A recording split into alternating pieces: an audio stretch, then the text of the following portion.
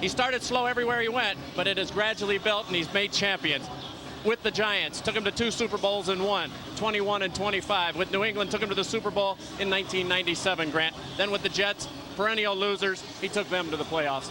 Spoke to Bill just a few minutes ago down on the field. He knows it's a building process here. He knows he's got some ways to go, but he's ready and he's excited about it. All right, Jim, and we're excited about it as well. When we come back, starting lineups and the kickoff here from Texas Stadium.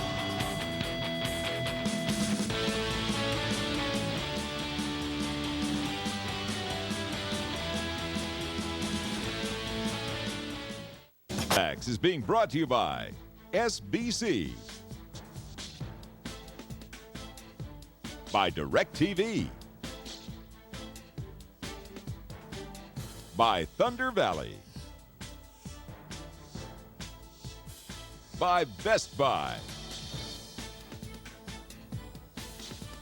and by Kentucky Fried Chicken.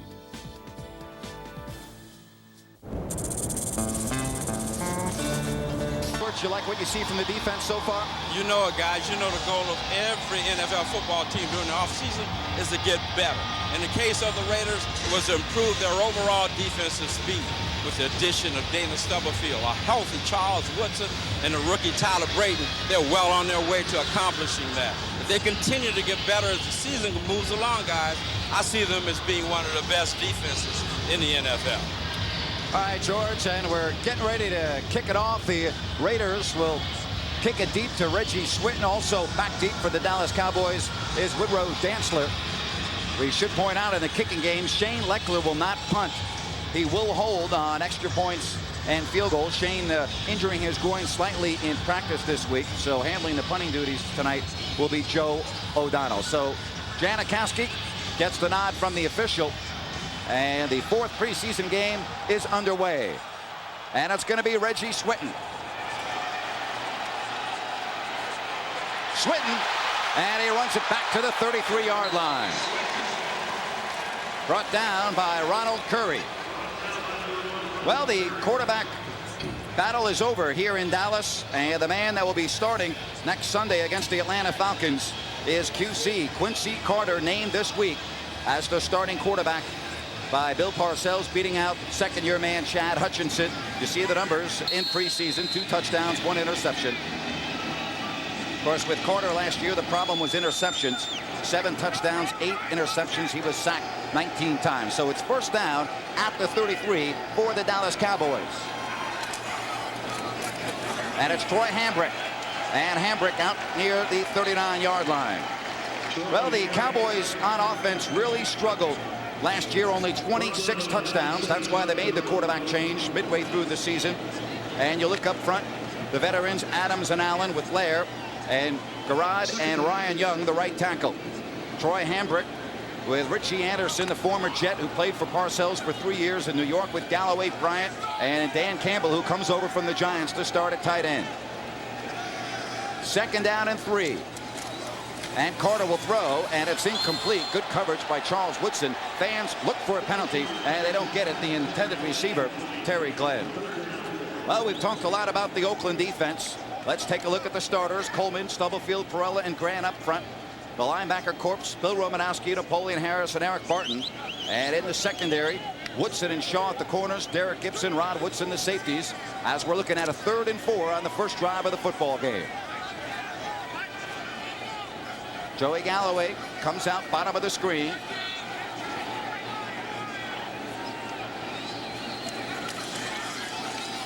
And they'll try to get the first down on the ground and do so. Big hole and more. All the way down inside the 40-yard line runs Avian Carson. And a big first down for the Dallas Cowboys, Plunk. And that was just a failure of the backside of the Raider defense to contain the cutback run that time. They overran the play, got behind Roderick Coleman right there. He's probably contained. He got outside everybody and turned it into a good gain. You got to watch the backside of a lot of these running backs because they like to cut back. Taysom last year played for the Detroit Lions. He's in his 3rd year out of Illinois State, and that moves the football to the 37-yard line of Oakland, where it's first down. Now Hambrick And a nice tackle from behind by Barton. Well, it'll be interesting to see, guys, just exactly what the Raiders defense does here, because Bill Callahan, I saw him in the hotel, he's gone on the record as saying he only wants to see the regulars play about 15 plays on both sides of the ball. So, you know, you get a little drive here, it'll be 8 or 9. We may just see the regulars for a couple of drives here. So I'm sure that they want to get a good look, get off the field without any injuries, Jim. Oh, absolutely. Injuries is #1 factor going into the start of the season in just a little over a week. But, you know, you also want to execute, do the job you're supposed to do, and then you deserve a rest after that. Anderson and Hambrick behind Carter. And they fake to Hambrick. And it is the tight end. And Dan Campbell to the 30-yard line, short of the first down. Good coverage put on by the Oakland Raiders. And again, that's going to make it 3rd and 3. Yeah, and one of the reasons I think that Bill Parcells is going with Quincy Carter because of this very thing, his mobility, his ability to get outside the pocket, able to elude some of the rushers and giving himself more time to throw the football. He's got more experience than Chad Hutchinson, who really hadn't played a whole lot. He played 1 year in high school, 2 years at Stanford, went into baseball, and, you know, this is only his 2nd year in the NFL. So Quincy Carter, at least as far as Bill Parcells is concerned, is going to be their starter. And another 3rd down conversion, Hambrick. And Hambrick has it, and this is an area of improvement, Jim Gray, that the Cowboys had to get better in, because last year their 3rd down efficiency was only at 24%. That's not going to win you many football games in this league. Well, they got to run the ball better. Jim was talking about the passing game. When you can't run the ball, you can't pass, and they were not able to run the ball last year. And of course, there was all the tension around regarding Emmitt Smith. Of course, he's now departed. Right. He is now in Arizona. But it's interesting as we look at Bill Parcells, just to set his mind straight as to where this team is. He's going to play his regulars for about 3 quarters tonight. So it shows you a difference in what the franchises are trying to accomplish here. They're trying to get on the same page, learn a new system, get used to Parcells. Well, Parcells' philosophy in his days with the Giants, the Jets, and the Patriots is Hambrick only games 3. He's always put an emphasis on winning preseason games. It is important to him to win preseason games, and as you said, Jim, he is definitely coming out here. Plunk, let's talk a little bit, though, about the defense there. A couple of 3rd down conversions that they were not able to stop. A good pursuit on that carry by Hambrick.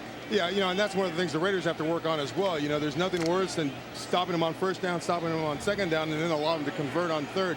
You know, you've got to do a better job on 3rd down. It's a key to winning a lot of these football games. Galloway and Glenn to the right. Carter rolls out that way. And this is what QC can do. He can elude pressure. And he did that. He had a lot of pressure on him, Grant. Romanowski. And he was able to get outside. He put a move on Romanowski. Romanowski missed the tackle. He was able to get outside. But the pressure caused Quincy to throw that ball behind the receiver. Good work, though, for the Raider defense to go against a mobile quarterback, because on Sunday night they're going to face McNair in the opener against the Titans. Oh, absolutely. They're going to get a lot of work at that. And there's Romanowski. There's Quincy Carter, though. Although he was able to elude the sack, the pressure was great enough that it also made him throw the ball errantly. 4 minutes gone by here in the opening quarter. Another 3rd down conversion upcoming, and the delay, and on the ground it's Richie Anderson. And Richie Anderson is stopped short of the 1st down. Last year played with the Jets. As mentioned, he played 3 seasons for Bill Parcells, and we'll get a look at the field goal unit for the Dallas Cowboys. You know, one of the things you're going to get from a Bill Parcells football team is they're going to run the ball. I don't care, you know, what down and distance it is, what situation it is. More often than not, he's going to develop a ground game for these Dallas Cowboys. Billy Cundiff, in his 2nd year, will attempt the field goal from 37 yards away.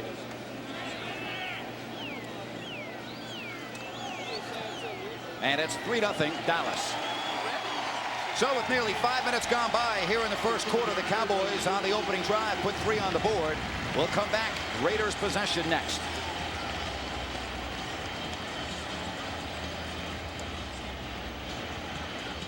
The opening drive, and picked up 2 3rd down conversions, guys, but not able to pick up the 1st down when they needed it, close to the 20-yard line. And now the Raiders will touch the football for the first time. And hasn't it been fun to watch Ronnie Jenkins return kickoffs here in the preseason? Yeah, it certainly has. Yeah, you're going to see what you're going to get during the regular season. He's taken a couple of kickoffs all the way up to the 50-yard line. Great returns. He's going to be a dynamic force for the Raiders special teams, especially on kickoffs. Toby going to kick it away, and it's Jenkins in the end zone, a yard deep. And a flag down as he comes out to the 28-yard line. The referee is Pete Morelli. And the first flag of the evening. And it looks like it's going against the Oakland Raiders. Yeah, one of the things, Grant and Jim, is that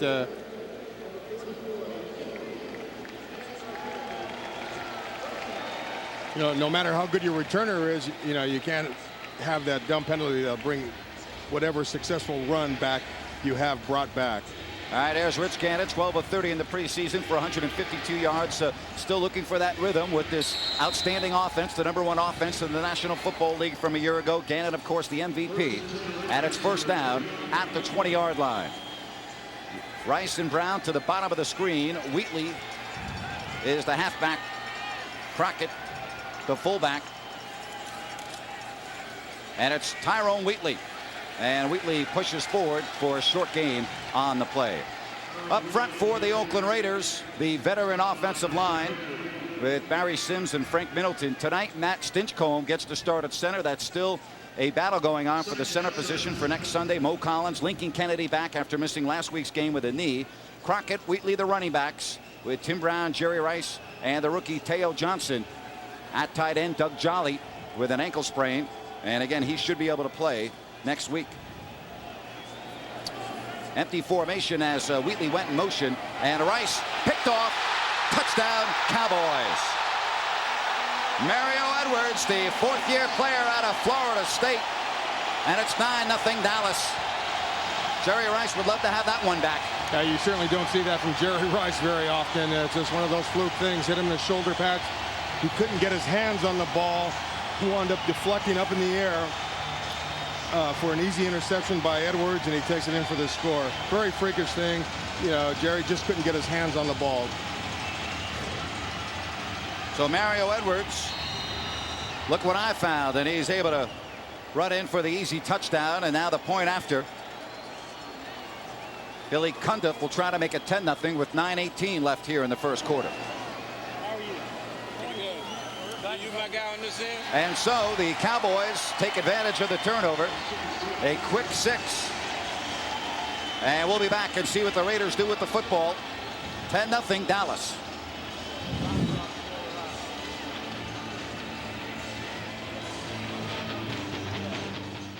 Called.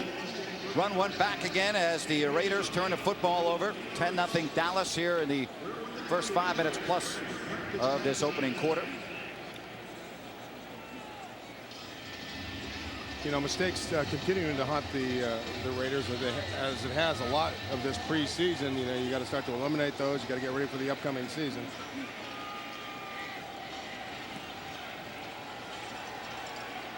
And Jenkins at the goal line. Nice move. And another flag will bring this back on a nice return by Ronnie Jenkins. I'll tell you, every time he touches the ball, he's a threat to go the distance. He was one man away from breaking it, but again, there is a penalty marker on the play. Well, these penalties, even though it is the preseason, Bill Callahan, there you get the indication, Bill Callahan doesn't like what he sees. In fact, after the Minnesota game, he said he was very displeased with the way the team was organized. Displeased with the way that they performed. And these penalties, it's early in the game. You don't want to see these mistakes. These are your first teamers. These are the guys who will be playing a week from Sunday. Well, the hold clearly there. I believe it was Teo Johnson that dragged the player down from the back. And so it comes all the way to the 16-yard line, Plunk. Yeah, but one of the things is that, Ronnie Jenkins, they have to get used to him, too, because he changes field direction so much that at 1 minute you're in front of the defender, and then all of a sudden the ball's going the other way. The guy turns his back on you, and sure enough, they throw a flag. All right, so Rich Gannon back on the field. He's not going to play much tonight, but he's certainly going to play more than the 2 plays. And a short gain on the right side, maybe a yard and a half. And there is Justin Fargas, who has had an outstanding camp. Now will jog off, but the rookie out of Southern Cal has certainly opened up eyes during this preseason. You see the numbers, a 5.3 average and 1 touchdown. Leads the NFL in rushing during the preseason. Wheatley is back in as the running back behind Gannon.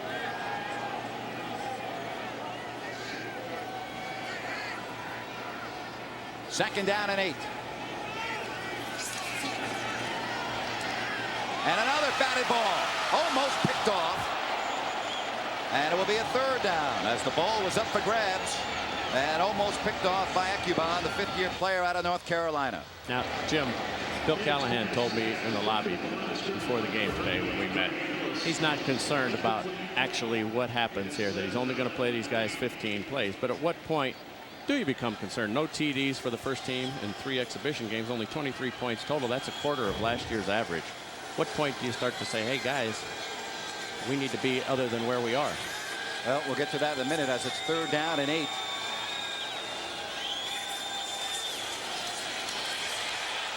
And underneath, incomplete, as the Raiders again will have to give up the football. The offense with an opportunity, but Marcus Knight, the ball was thrown to the other side, Plunk, and they'll have to kick it away. Yeah, they had a blitz on that time, put some pressure on Gannon, and the play before that, Greg Ellis came almost free, batted the ball up in the air for almost another interception. But to answer your story, if I were, Bill Callahan, I'd start getting concerned right now. They have not looked real sharp offensively, have not scored any offensive touchdowns as far as the first unit goes, and all you can do is keep working at it. It'll come together, it'll gel, and they'll be an efficient offensive machine again. Joe O'Donnell again handling the duties because Leckler has a sore groin, and it gets a beautiful kick all the way down to the 31-yard line of Dallas. Joe O'Donnell doing the nice job there here in the first quarter. 8 minutes, 10 seconds left, and the Cowboys leading by 10.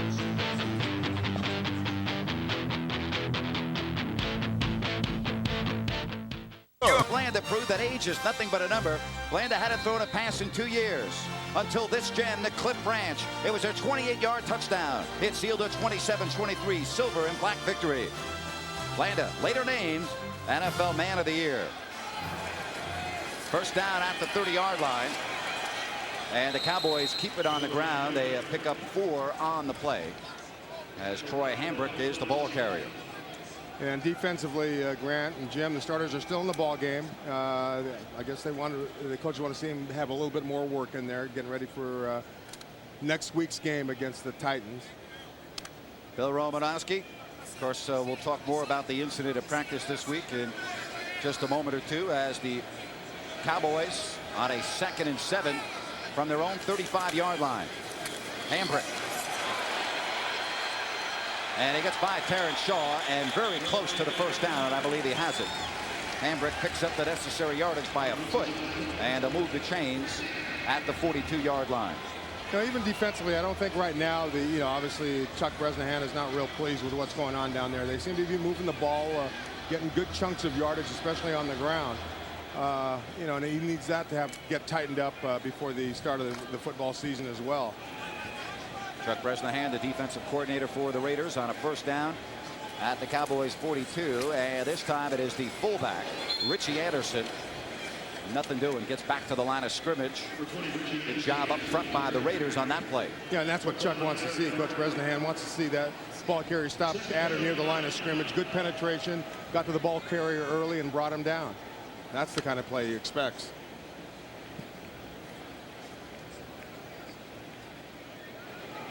It is hot, fellas. It is hot down there on that field. I mean, yes, it is just baking. It may look nice on television, but it's, oh boy, it is hot. Very, very hot. That's Terry Glenn, who played with the Packers last year, in motion. And Anderson, oh, big hit. He was crunched. Dana Stubblefield and Eric Barton with the big pop. Penalty marker on the play, Grant, against Dallas. Yeah. Hey, guys, so Bill Romanowski this week, there's a flag on the play, but a very unfortunate incident. A fight breaks out in practice and punches Marcus Williams in the eye, and unfortunately he has a broken orbital bone, and he's going to be out. But the situation with the Raiders hasn't affected the team. And well, let's get down to George Atkinson because he was at practice that day. George, what do you think? Started out as a pushing, shoving match, and helmets were grabbed. Punch was thrown by Romanowski to Atlanta. But when you look. All right, obviously the mic, there we go, with the mic of George Atkinson. We'll try to correct the sound difficulties.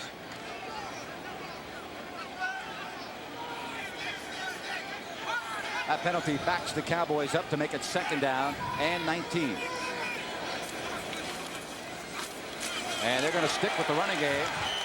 Just to pick up on that, Grant, I spoke to Callahan about it. He said Romanowski apologized. Of course, everybody saw and heard the public apology that Romanowski made it to Williams, made it to his teammates, said he was embarrassed, that it was a classless act. As far as Callahan is concerned, it's a closed issue. There's nothing more to it. It was a momentary deal. He's moved beyond it. He believes the team has totally moved beyond it, and Romanowski hopes that this apology will suffice. All right after this play, we'll go back down to George Atkinson and get his thoughts on it. 3rd and long. They lost 2 on that play as QC will go up top. Carter has a man open. Galloway wide open. Terrence Shaw trying to catch up. Touchdown Cowboys. And I think now you're seeing why Bill Parcells picked Quincy Carter as a starter. You know, he just gives him more speed in the backfield, being able to get out of trouble, biding his time until a receiver can become open down the field, just as Galloway did. And I tell you, right there, Barton almost had him. Should have taken a little bit more of an outside angle, not let him outside the way he did. And a receiver as long as they had to in that situation. A 77-yard strike from Quincy Carter to Joey Galloway. Galloway last year 61 catches, 6 touchdowns. And the Cowboys tack on the extra point, and a flag's down. Joey Galloway, of course, in the year 2000, remember that brutal knee injury he had in the first game of the year, tore the ACL, but has bounced back nicely. Now the Cowboys penalized 5 yards. They'll do it all over. 5:20 left, first quarter.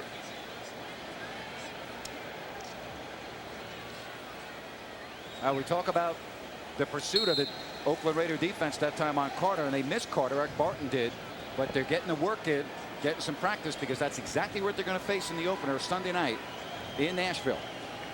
Steve McNair is a far more accomplished, much better quarterback than Quincy Carter is. The extra point try again. And it's good. 5 minutes, 20 seconds, first quarter. And the Cowboys with a 17-0 lead.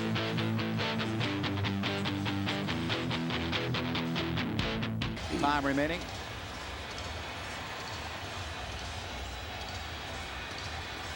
Justin Fargas this time will return the kickoff as you look at Joey Galloway, now in his 9th year out of Ohio State. And there is Fargas. You may find that kind of strange, Justin Fargas, the running back, returning kickoffs, but in the combine this year, he had the fastest 40 time, 4.38. And we'll get a look at his speed right here from the 5-yard line. Look at this guy go, and another flag. 3 kickoff returns, 3 penalties. And again, the Raiders squander a nice kickoff return, a holding penalty. And this will march him back. During the return, holding number 56 of the receiving team. Well, we talked a lot about the Raiders defense in the open, and a word you hear a lot in sports is adversity. What's it all about? Here's defensive coordinator Chuck Bresnahan. I think that's something that we try to portray to our players, that they're going to face adversity in every game. They're going to face adversity in every practice. And how you handle that and how you can put that adversity behind you and get on to the next item at hand is critical to our success.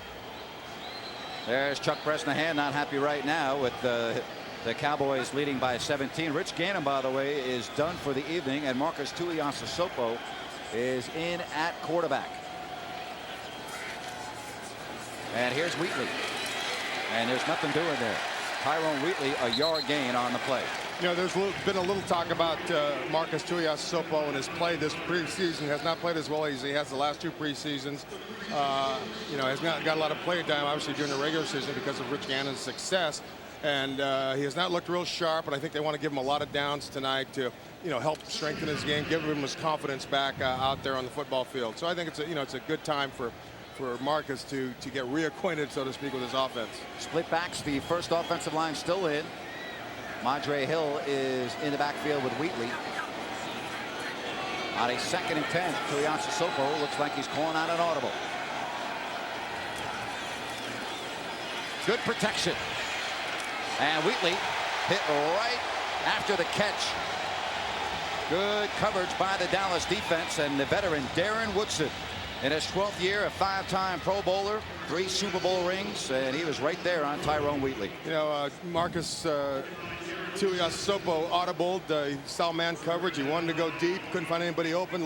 Dropped it off to Wheatley in the flat, but unfortunately it was man coverage, and the defender was all over him. Jim, you talked about his confidence. He's just completed 12 passes, now 13, for some 92 yards in this entire preseason. 0 rating last week against Minnesota. So he really needs this work, and he needs to get his head screwed on straight because he's a play away from playing in the regular season. 3rd down, and a nice pass and catch, but it's short of the first down. As Teo Johnson thought he was going to be able to get the first down, but he was short tackle by Dat Wynn, the Texas A&M product. And he wrapped up Teo Johnson a yard short of the first down marker. And it's a good pass by Tuiasosopo into Teo Johnson's hands. And usually Teo can break those kinds of jersey tackles, but unfortunately Dat Wynn had a good grab on it and was able to bring him down. But he almost got away for the big play. Wonder if that's a rookie mistake there also. He only needed another half yard to continue forward instead of trying to go for the home run ball there. And Teo Johnson, again, we talk about rookies. He has looked so good for the Oakland Raiders during preseason. And you figure at this rate, he is going to turn into be a dandy for this franchise. Timeout. We'll come back. 17-0 Dallas. Fitness, you'll find everything under one roof, including all the latest classes, from yoga to cycling. No enrollment fee and 12 months free. Call 1-800-204-2400. There are month-to-month memberships. We even have kids clubs. Call 1-800-204-2400 today for the last day of this offer. We have over 300 locations and one near you. 24-hour fitness. Why go anywhere else? Announcing the Chevy Labor Day 10 event. Enormous selection. Plus, through September 2nd, there's 10 event bonus cash on select models. So current Chevy owners get an incredible $5,000 total cash back on 2003 Tahoe, Suburban, and Trailblazer. Shiny, sexy, fun to drive. For Labor Day 10 event bonus cash, see your Northern California Chevy dealer by September 2nd, because we got a bow tie with your name on it.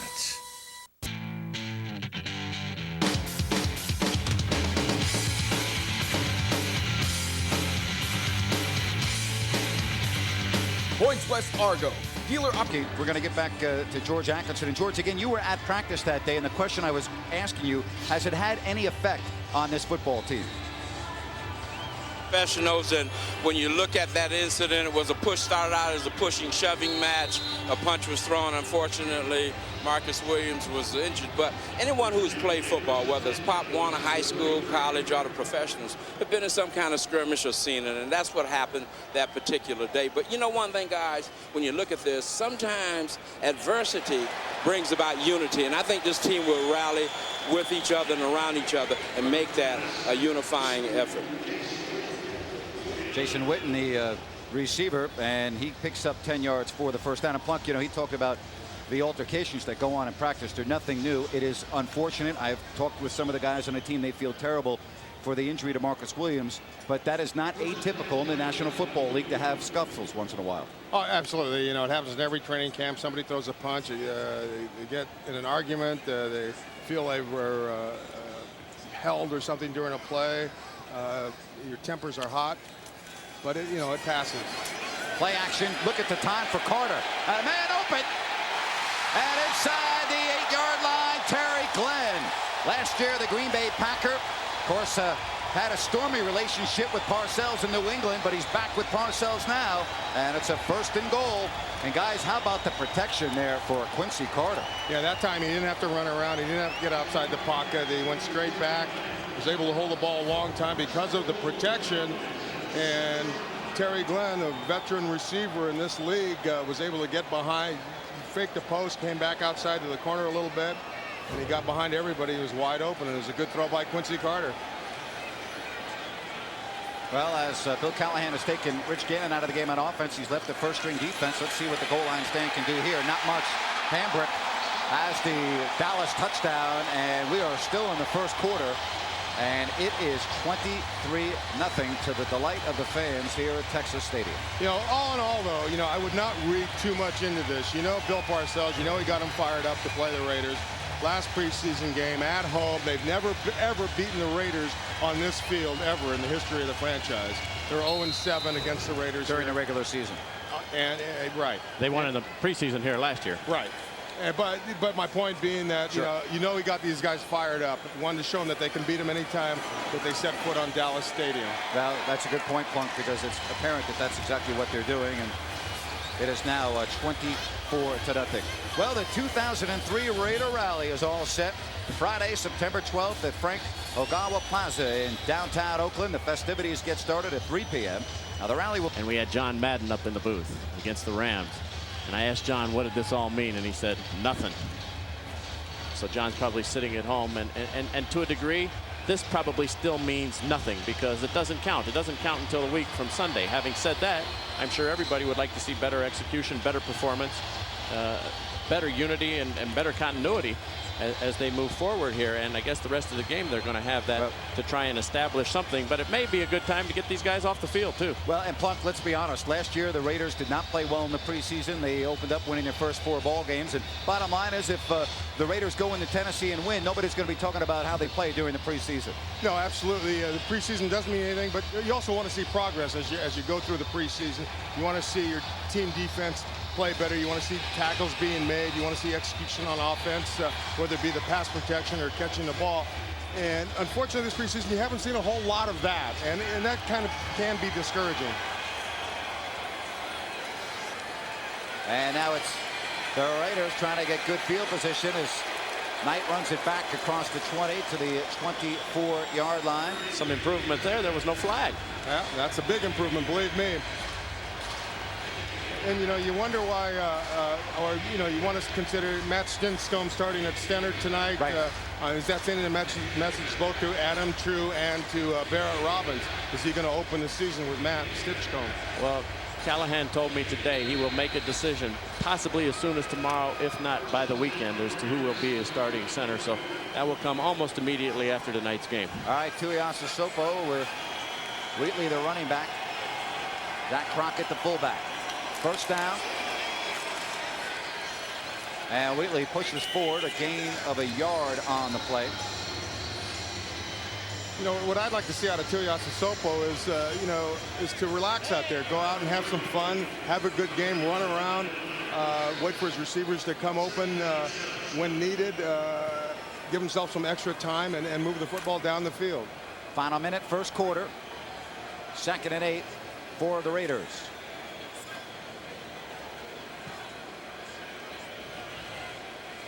Teo Johnson in motion. Oh, nice catch, and what a pop by Darren Woodson, but Marcus Knight holds on to the football. Could be helmet to helmet, and a personal foul right there. What a grab by Marcus Knight as Tuiasa Sopo put that ball right on the money. He certainly did, and Marcus Knight was well covered, but he was able to excuse me. But here, a great pass by Marcus, a great catch. Stick helmet to helmet, which is illegal in the National Football League. But that's what you talk about execution. That was just a great play from both quarterback and receiver. Well, if that's an interference, the interference is on Mario Edwards because he was the guy that was holding on to the back. They're not calling it on. That's incredible. They're not calling that helmet to helmet. I'm sure that will be subject to review by Mike Pereira and the fellas back in the NFL office during the week. Yeah, it certainly will be. It was also being held. It was pass interference, but still. All right, now the Raiders will work out of the eye on 1st and 10. A nice pass by Tuiasa Sopo. They fake the give to Wheatley. And ball deflected as the Cowboys again got their hand on the ball. Datwin knocked it out of the air. Going to be 2nd down. Yeah, Datwin's been a good player for the Cowboys for a number of years, and you know he's hard to fool. He's experienced. They had one receiver short and Teo Johnson deep, and he could have gone to either one. He chose to go to Teo, and Datwin was able to get his hand up and deflect it in the air. Will be the final play of the quarter with 10 seconds left.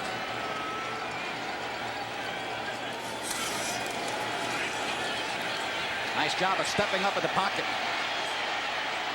He's got some room, and Marcus has the first down across the 45 and out of bounds at the 46-yard line. Plunk. Yeah, that's what I want to see, and that's, I think, what Callahan wants to see out of Tuiasosopo. Come up with a play, some big play, somewhere, during the course of a ball game, which he does here. He can't find anybody open, a little bit of pressure. He fake pumps with the ball, was able to get by the defender and get a first down. And that's the trademark Tuiasosopo. And that is the end of the first quarter.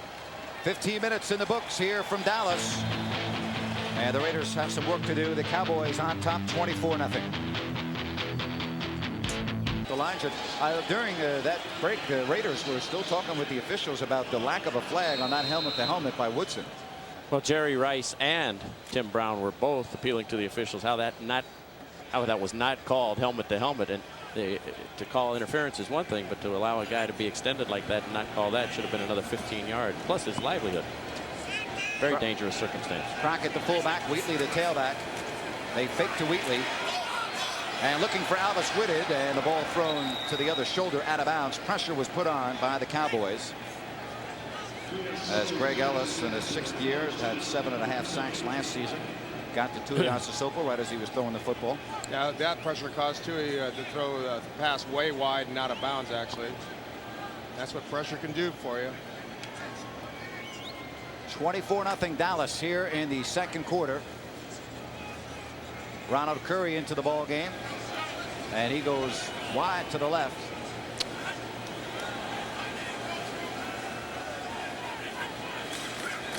The delay to Justin Fargas. And he breaks a tackle, gets across midfield into Dallas territory at about the 48-yard line. And that time they brought a corner blitz. Unfortunately, the Raiders had a running play called. There's number 41 that gets picked up. But great effort by Justin Vargas. He could have been stopped right at the line of scrimmage. Was able to drag the defender with him for a gain of 4 yards. 3rd down and 6. Gabriel and Curry down to the bottom of the screen. Tuiasosopo again, changing the play at the line of scrimmage. Whitted is wide to the left.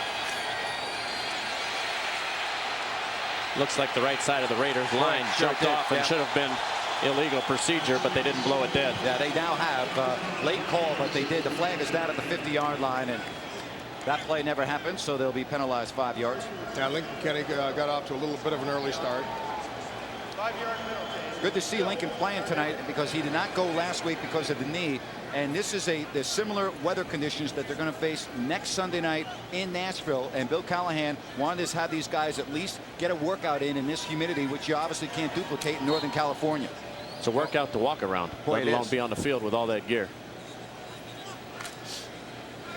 So that moves the football back to the 46-yard line of Oakland, and a 3rd down and 11. Second quarter with 13:50 left.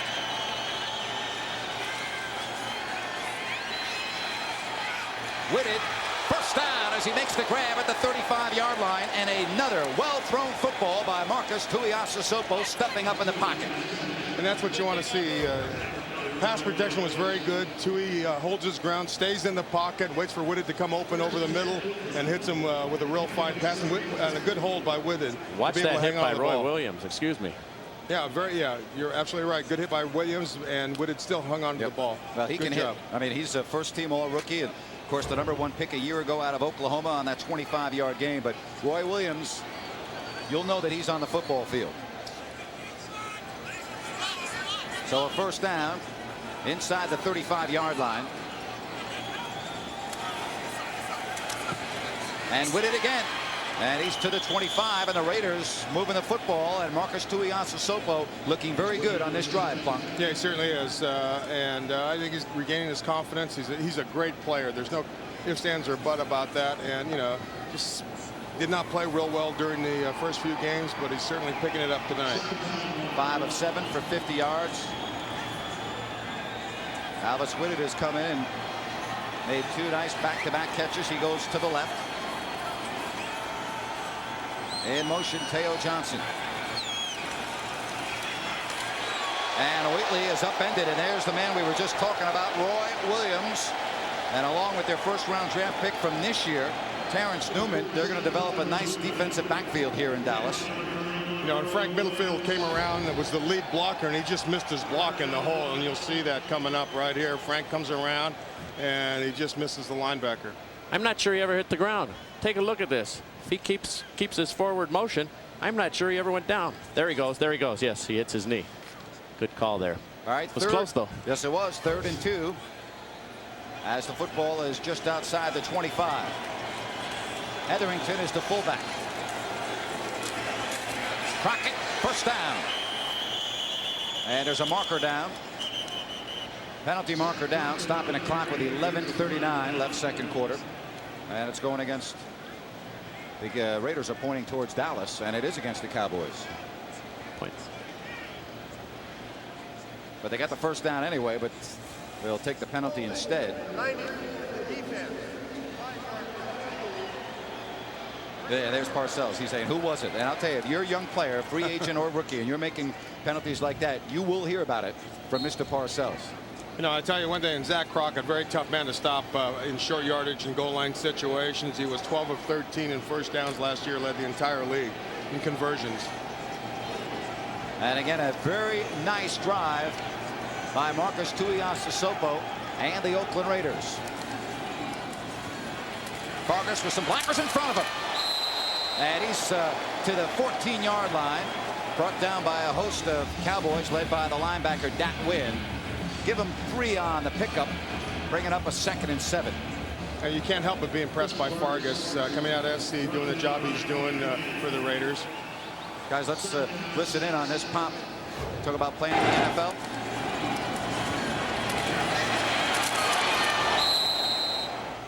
Yeah, it's not exactly flag football out there, is it? No.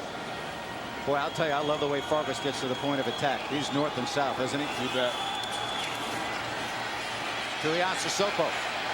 Nice job of blocking by Marcus Knight, and he has a first down. What a great job of blocking to allow Tuiasosopo. May have been Whitted who held his block plunk, but they got a nice job on the corner there. And that's, you know, from working with a quarterback. You know, there's Marcus going back to pass, feels a little pressure, steps up, still looking downfield though, which is, as the quarterback, that's what you want to do. Sees his opportunity to get outside and pick up the first down on his own, and he does it. Yep. You know, this is what Marcus Tuiasosopo is all about, being able to run when there's a hole, throw when he has protection. He's doing a great job. That block was thrown by Alvis Whitted. Darren Woodson allowed Tuiasosopo to pick up the first down. It's 1st and goal. Vargas, and he's to the 2. 2nd and goal. Yeah, here's where you really earn your money down here. These yards are tough, either on the ground and tough to throw because there's not much room with the end zone being only 10 yards deep. So, you know, this is the chance for those guys to buckle up and play what John Madden would call mouth mash football. Last year, the Dallas defense allowed only 32 touchdowns. That's the strength of their football team. But the Raiders on this drive have moved the ball deliberately down the field. Vargas. And he is awfully close. Touchdown Raiders. Justin Vargas breaking the plane. And the Raiders are on the scoreboard here in the 2nd quarter. You know, well-engineered drive by the offense, you know, led by Marcus Tuiasosopo. And here's Vargas into the line. And although he's hit right at the line of scrimmage, he keeps those legs driving. And I think that's one of the reasons why he stands out so much, because he doesn't stop those legs. He keeps them moving, turns them forward, and eventually picks up a yard or 2 that's needed, or sometimes just breaks free. Shane Leckler not punting tonight, but he is holding for Janikowski. They want to get the timing down before the first game on Sunday against Tennessee. And it's perfect. And that makes it 24-7. 9:29 left. Justin Vargas with the touchdown.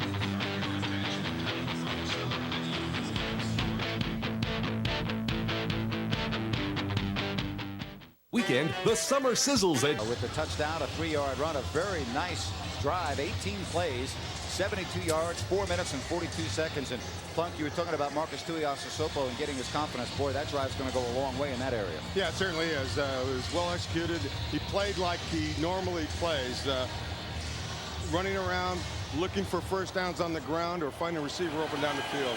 He's an exciting player. All right, now it's Swinton. Big hit.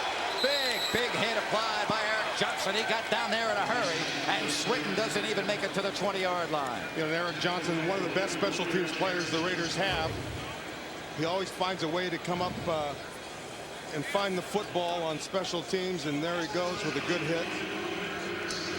And just because the Raiders fell behind in this game, you're going to see an awful lot of hungry players out here continuing to play. They're fighting for jobs. They want to be on the roster. They want to be with part of this team, the team that went to the Super Bowl last year. An awful lot of pride here. Nobody wants to lose a game. Right. It doesn't matter if it doesn't count. When you're out there, you're competitive, and we're going to see a lot of that still in these remaining 2+ quarters. And you know who's most happy, Jim, are the receivers and the running backs who get more opportunities because they are behind. They're going to throw the ball more. They're going to run the ball more.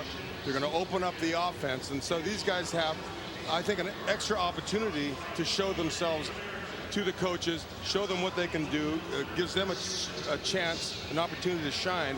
And maybe not, but maybe, you know, if they don't make this team, they'll be seen by other coaches where if they're let go by the Raiders, they'll be picked up by another team. Well, one of the guys that has had an excellent camp is Charles Woodson, and he's with George Atkinson. George?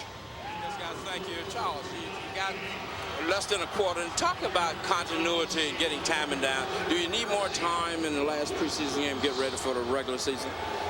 No, I don't really think so. I think, you know, after two preseason games, I think the ones we done been together enough in training camp that we know how to go out there and play together. I think a lot of guys, it's hard to get motivated, you know, for these last couple games. But you know you're going to get a couple plays, and then you're going to come out the game. So really give us a couple games, then let the twos work the last 2 games and work it from there. Talk about Charles Woodson. I know you were out last year with an injury. How's the injury, and are you ready for the season to open up? Man, I've been ready. You know, I'm tired of preseason, to be honest with you. Tired of these games. I'm ready to get out there and get ready for the season to start and get down there to Tennessee and really show what kind of team we are, because we're really not showing everybody in the world what kind of team we are right now today. Guys. All right, George, appreciate it. The Raiders with their second defense in against the Cowboys' first offense, as the football is at the 17-yard line. Quincy Carter over the middle, diving grab by Galloway. And he has the first down. He picks up 11 on the play, out to the 29-yard line. You know, Coach Parcells has a little bit different philosophy about this preseason. He's coming out, he's keeping his starters in for a much longer period of time than they have been all year, as a matter of fact, all preseason, I should say. He wants these guys ready when the gun sounds for the opening of the football season. Terry Glenn in motion. And it's Hambrick. Jim, you were talking about Parcells, and it's interesting some of the things that he's done. But the first thing that he did when he got here is he told the players, park the cars in the parking lot properly. If you don't park them properly, they're going to be towed. I want uniformity out there, and I want uniformity in the locker room. No food in the locker room. No cell phones in the locker room. He's come in, and from the moment he set foot into that building, he is establishing that he is in control. He's also doesn't want the team to beat themselves, and he believes that you beat yourself on the field if you treat yourself poorly off the field, and all of this is a regimen of discipline. Goes back to his Army days. Of course, he coached at Air Force Academy, and he's going to instill the way he wants this team to play. A fake to give, and now Quincy Carter to the outside. Galloway can't hold on. Good coverage applied back there from the Oakland Raiders. Clarence Love, third-year player out of Toledo, right there with Joey Galloway. Well, I think, you know, they gave him pretty good protection, but they were able to collapse the pocket and not give Quincy Carter a chance to step up into it, and so he wasn't able to throw as good a pass as he might have if he had good protection. Biggest problem with the Cowboys, their offense last year, if you can believe this, they scored only 26 touchdowns. How many touchdowns did the Raider defense score last year? Yeah, a lot, but I'll tell you, the Cowboys defense good, offense needs to get better, and there is the tight end, Dan Campbell. And everybody last year talked about Jeremy Shockey of the Giants, the tight end. But Dan Campbell started every game for the Giants last year, and that's a good pickup for Bill Parcells and the Cowboys as he's near midfield. Well, if you're Parcells, you got to be happy with what you're seeing here tonight, because this offense has really come out. I mean, is anybody going to confuse Quincy Carter for Brett Favre? No, but tonight this guy is right on the money everywhere. He's looking at his second and third receivers, Jim, and he's having a field day right now. Yeah, and one of the things that might have given him an added lift was that Parcells had named him the starter of the season earlier this week, and I think he's playing like you know, he's rewarding Bill Parcells for rewarding him. Now Carter off the play action and brought down, not able to fake his way that time, as the Raiders defense was all over that one. And it's the man we love to talk about, Akbar Biamila, whose brother plays for the Packers. Nice job not to get faked out by Carter. And that's one of the few times that the Raiders were able to sack Carter. He's been getting out of trouble time and again. This time they got a hand on him and brought him down. That's a big loss on the play. Going to be a 2nd down and 20 as it's backed up all the way to the 39. A lot of good athletes in that family. We told you about his brother, also in the National Football League. Let's see what Carter does here on a 2nd and long. Now they set up the screen. It's the fullback, Richie Anderson. And he's short of the 1st down by about 6. But that will make the 3rd down conversion much shorter. Richie Anderson, 11th year running back out of Penn State. And they're pretty much on an island out there all by themselves. Good play, good fake, screen one way, comes back the other way. Lead blockers out in front. Close to a 1st down. 15-yard gain for the Dallas Cowboys. 6 minutes, 30 seconds left here in the 1st half. Job by Derek Gibson there. Fought off the blocker a couple of times. 2 or 3 guys, and he was still able to get in his pursuit and push him out of bounds.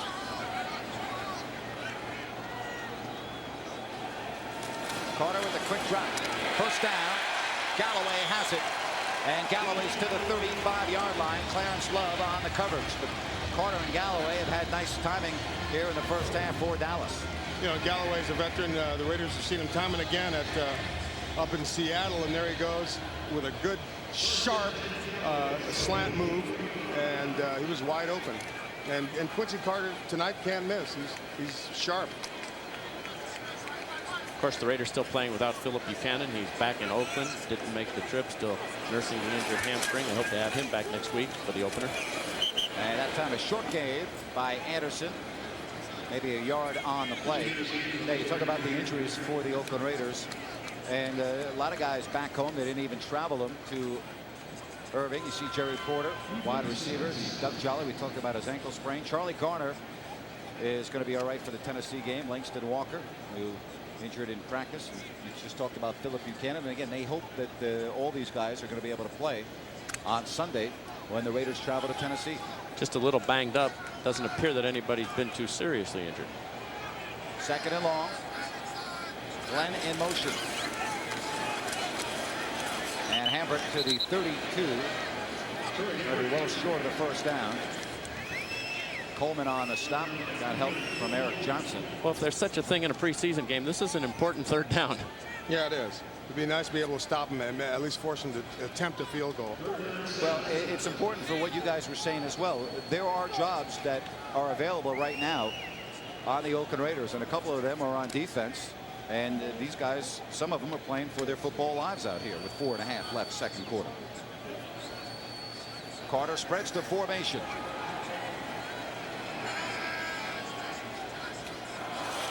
Movement. Free play for the Cowboys. And he throws across his body, and a diving catch. They're going to say it was caught by Antonio Bryant. Make that Randall Williams, 89, not 88, Randall Williams. But there was a penalty marker down, but they're going to say he had it at the 15 and was touchdown. So Randall Williams in his 3rd year out of New Hampshire from Quincy Carter. That was a tough throw thrown across his body. And, you know, that's the one thing right after this.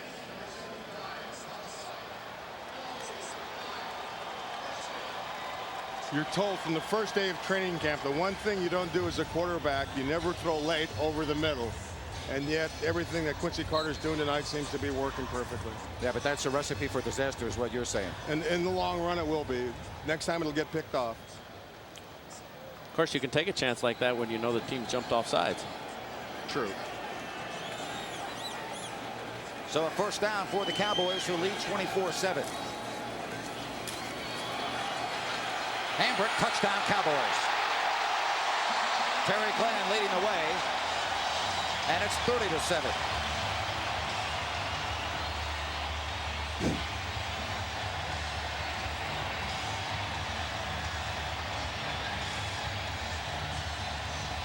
Troy Hambrick, and here's another look from 15 yards out.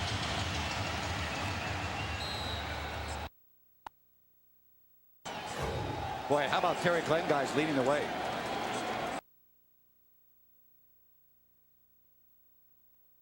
Hambrick has run for 54 yards on 10 carries, and it's Billy Cundiff, and the extra point is good. So with 3:46 left here in the second quarter, it's Dallas 31, Oakland 7.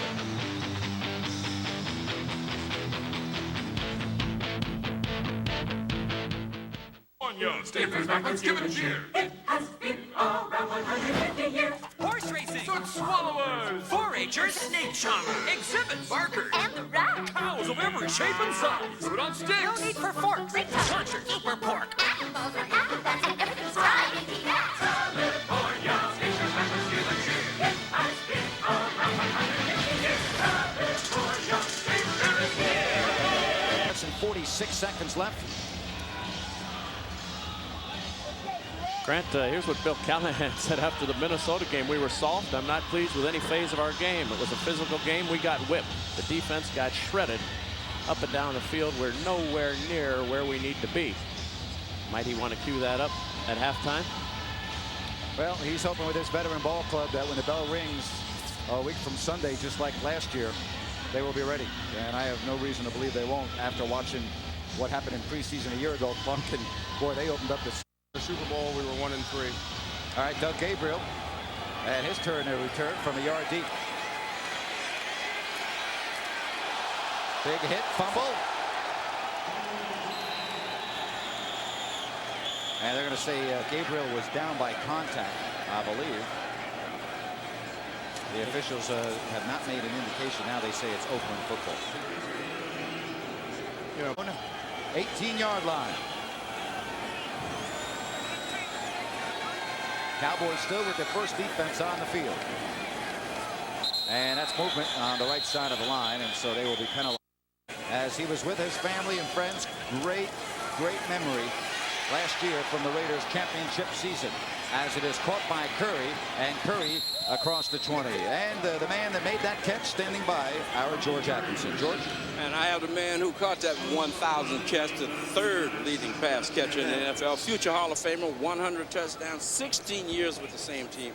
Talk about your career a little bit, man. Hey, man, by the grace of God, go thee, you know what I mean? So I would have never thought I would play this long and had so much success.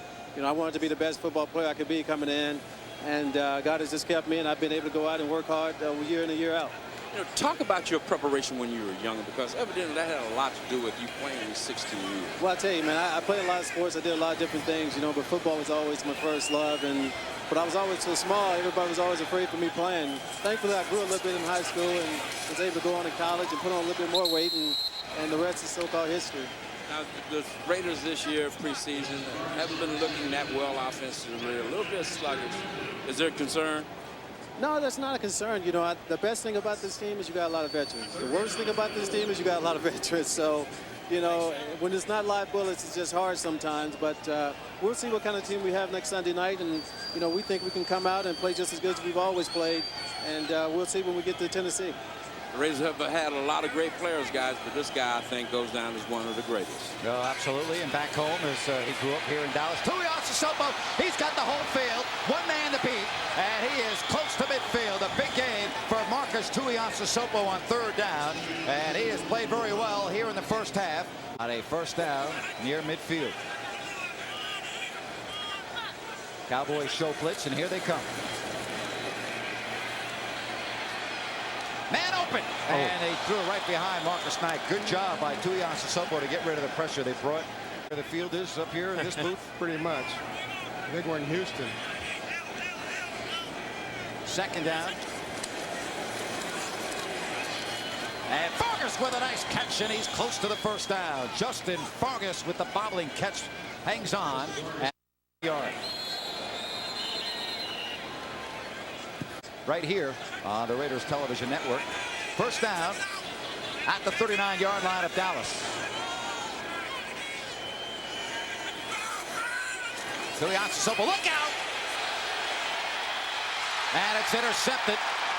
And the ball may have been deflected back into the hands of the Oakland Raider, Ronald Curry.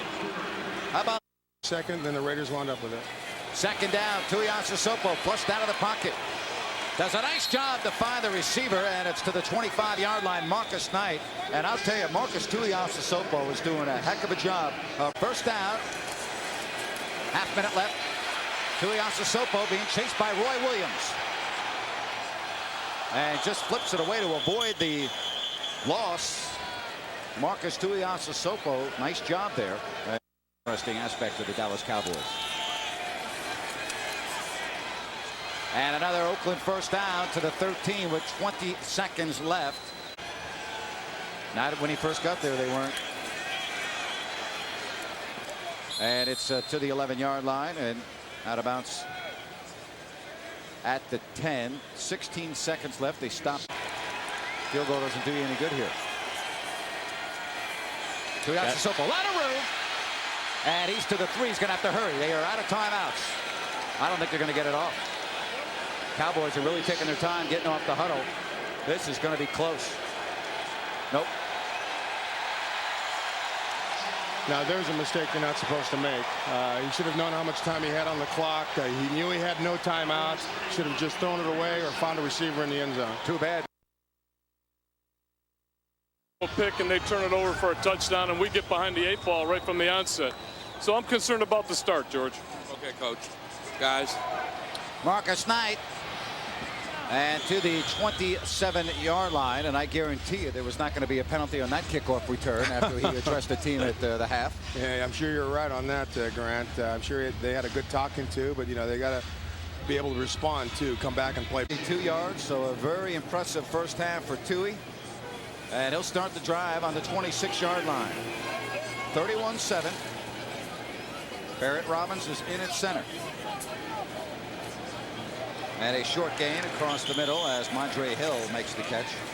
Jim, when you're getting blown out 31-7, does it mean anything to win the second half, win the third quarter? Are there little goals that you try and set, and are they meaningful? Certainly, I wouldn't, but you know, at the halftime, being down 31-7, I wouldn't consider it a blowout if we were playing. You know, that's not the way I look at the game. You know, I figure we're going to fight and scratch and find a way to get in it. But yeah, I think there are little battles to be won out there.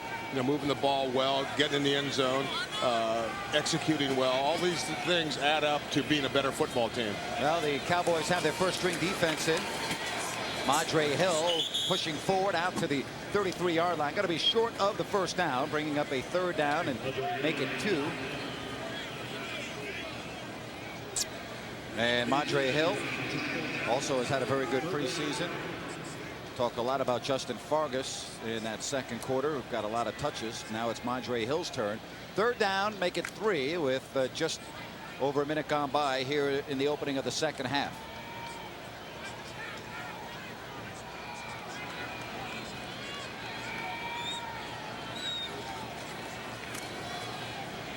And dropped. Would have been a first down. Alice Whitted had it in his hands, and we'll get a look at the punting unit of the Oakland Raiders. And again, if you're joining us late, Shane Leckler not punting tonight. He has a slight groin strain, so Joe O'Donnell is in doing the punting chores. You know, that was a well thrown pass by Marcus. That ball should have been caught by Whitted. O'Donnell's been a bright spot. Zuriel Smith is the deep man for Dallas. And this is not a good punt. Until then. Yep. And out of bounds. Let's see where they mark this football.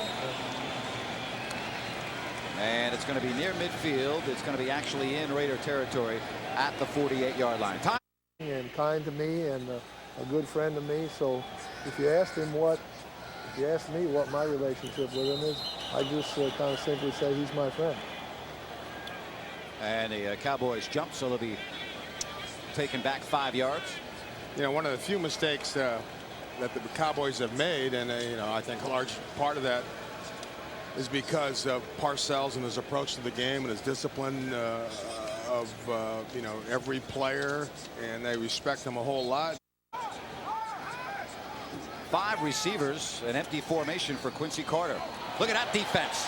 Great job up front as making the stop for the Oakland Raiders. Coming in was Kenyon Coleman, and I'll tell you, Coleman got in there and he almost picked that ball off, guys. He did. He shows what athletic ability he has. He not only gets penetration, puts his hands up and blocks the ball up in the air, but he puts his head up in the air looking for it to make the grab. So quite an alert football play by Kenyon Coleman. And it's a good thing, too, because with the 5 wideout receivers, backs going into the wide positions, the Raiders were at a disadvantage. They didn't know what coverage to run. All right, 2nd down and 15, and here's the delay.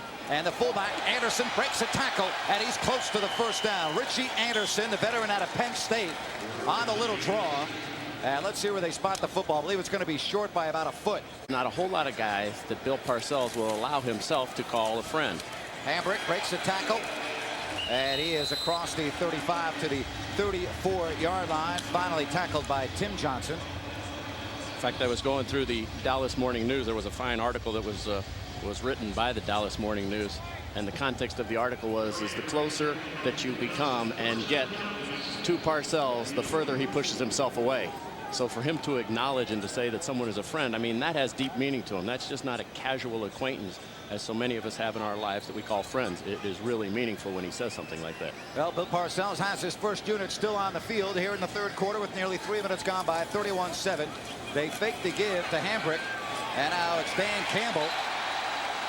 Incomplete. Actually, it's not Campbell. It's the other tight end, Jason Witten. They're going to say caught the ball. Yep, I thought he was out of bounds and bobbled it, but they said no, and it's going to be a 1st down. All right, so Carter gets the Cowboys up to the line of scrimmage. 1st down inside the 20-yard line.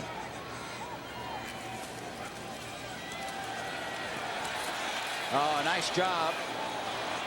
Coming up to make the top, where the stop was Shabazz. Well, a guy that the Raiders are going to be counting on big time. He made his 3rd straight Pro Bowl appearance this past season. Lincoln Kennedy, he's with George Atkinson. He's the leader of the offensive line, guys. And Lincoln, 7 points this game. Have been very productive during the preseason. Talk a little bit about the concerns with this offensive line. Well, we're concerned because we're trying some new things, and I think what we're hoping to do is try to get some people more involved in the offense. We've still got some key injuries with Gardner out and stuff like that, but we haven't really been playing ourselves. So hopefully, next week when we have our extra days of practice, we'll get everything together and we'll get ready for Tennessee.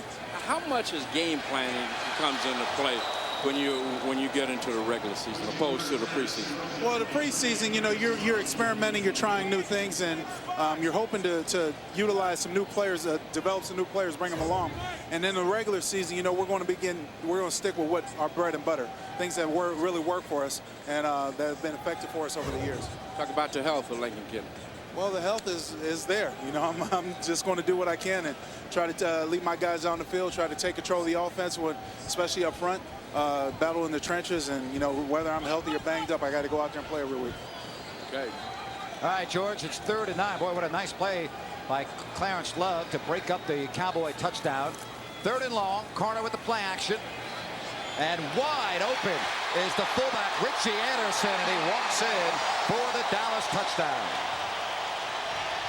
Even though Richie Anderson was wide open on the sideline, I still give a lot of credit to Quincy Carter. The protection was good. He looked around the field, went to the right guy.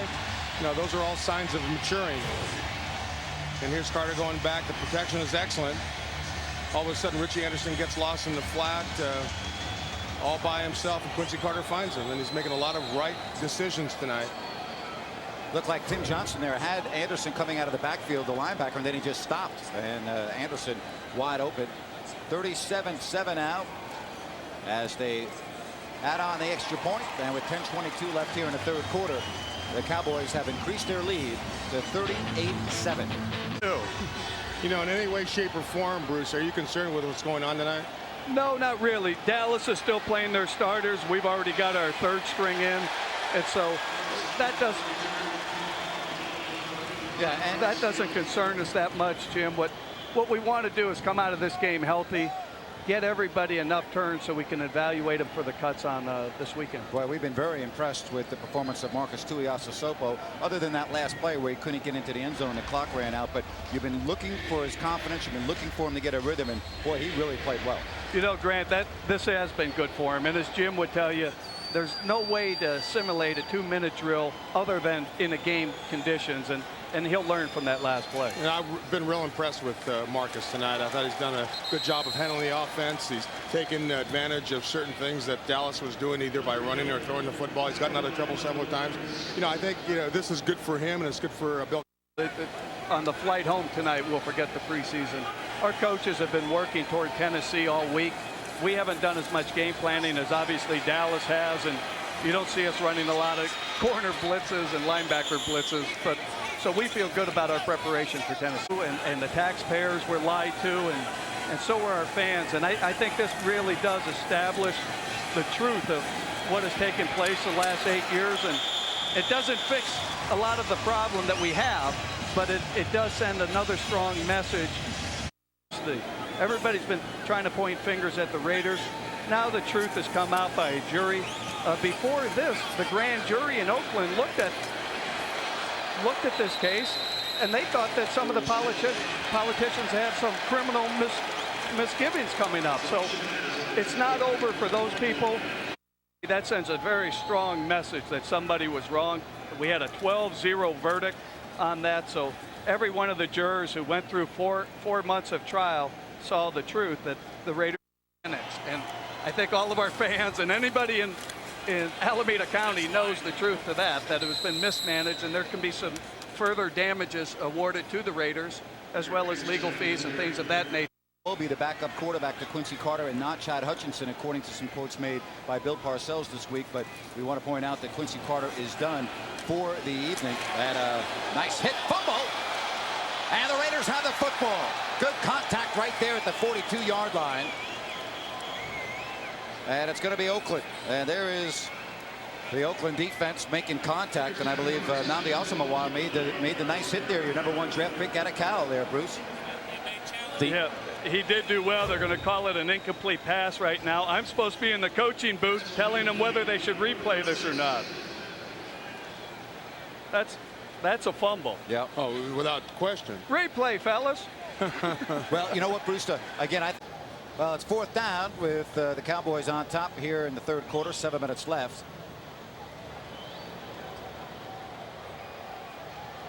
And a good punt.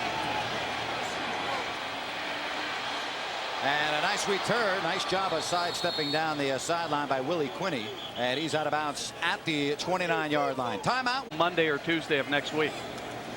Tuiasosopo, nice play action. And underneath, and a Raider first down and some more. Nice job. And he may go all the way down to the 30-yard line. O.J. Santiago. And he has a big gain for the Oakland Raiders.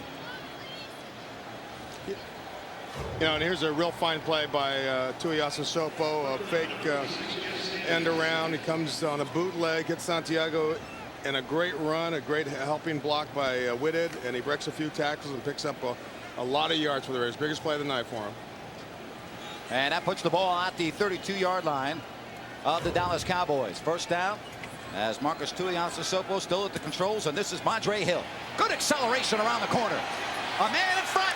And he almost broke it all the way to the 10-yard line. Madre Hill with another strong run. You know, Bruce, some of the veterans we have, those other 13 spots, it's wide open, and somebody late in the 4th quarter could do something that can help them make our team. And here's Hill, cut back, and he's in for the touchdown. Oh boy, how about Madre Hill on back-to-back runs, and he went left, cut back to the right, and he's in for the touchdown. Bruce, well, Jim, you know, last season we were 5-3 in road games, and we're proud of the way we travel and perform as a team. And we think our players have enough personal pride where they don't care where they go. We like going into a hostile environment and winning, and we're going to see that early in the season. All right, the extra point is mishandled. We'll be back with 5:20 left, 38-13 Dallas. Is in our league, and I don't know if there's a better ambassador for the NFL than Jerry Jones. And I think this will be a wonderful tandem for the people here in Dallas. Uh-oh, Swinton, foot race. He may go.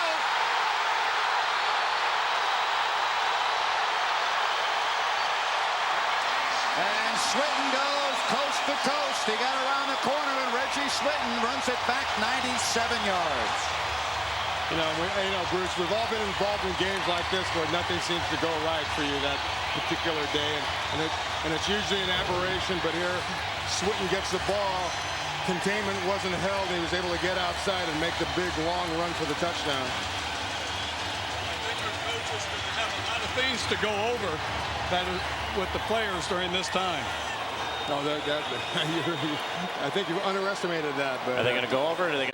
We're going to bring the varsity, and we're going to be ready to play. That's a very good point. Just the way you did last preseason. I mean, let's not kid anybody. Last preseason was almost a duplicate of what we're seeing here in this month of August, and you guys came out on fire in the first 4 weeks of the season. Our team, we brought back our entire team because of veterans. That just because personalities become involved in its families and so forth.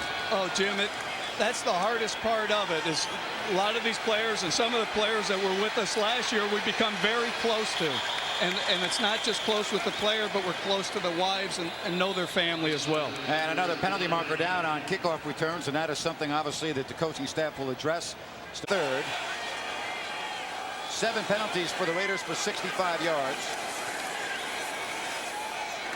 And it is complete to the 20-yard line as, again, another well-thrown ball by Marcus Tuiasosopo. Party back in Virginia. In fact, I saw the paper here this morning.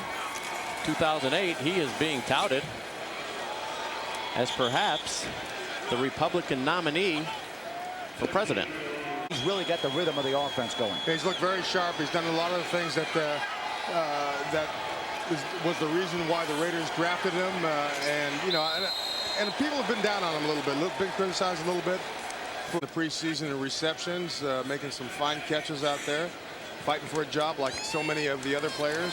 Willie Quinney in motion, and they drop it off. Nice job of eluding by Ronnie Jenkins. What a nice move by Jenkins. They had him 3 yards deep in the backfield, sidestepped the tackler, and runs forward close to the first down. You know, that the best.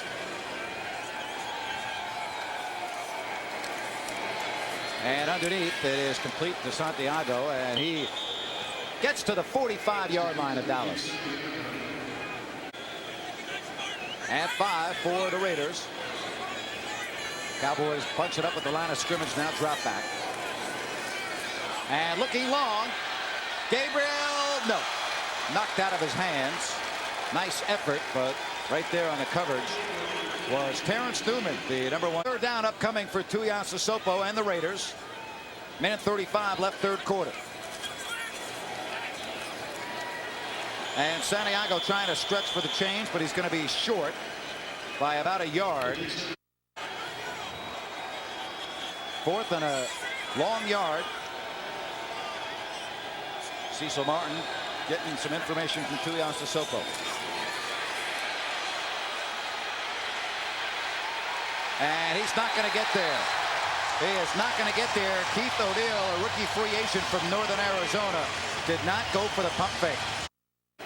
Or is that a 6 by the quarterback?